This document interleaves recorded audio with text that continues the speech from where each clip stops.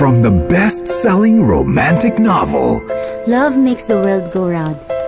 Somewhere out there, meron daw someone na meant for you. Siya si Becca, romantic. Ano sa Japanese? Ang pangit. Kamo. Corny mo, ha? Joke lang. Maganda ka nga. At siya si Nico, ang kanyang Prince Charming. I love you. Love you times infinity plus one. Harutan. Pero paano kung ang kanilang love story hindi happy ending? Break na tayo. Ayoko na. Sabi mo mahal mo ko. Dati yun. Pwede magbago. Para maging happy, gumawa ng sariling love story. Ang buhay nila ay buhay ko. Ito ang kwento ko. Kumapit ka, Ryan. Baka malaglag ka. Hindi ko na kailangan kumapit. Nahulog na naman ako eh.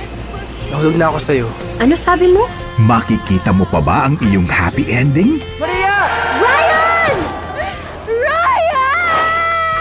Pwede mo bang i-rethink yung ending ng storya mo? Masyadong malungkot eh.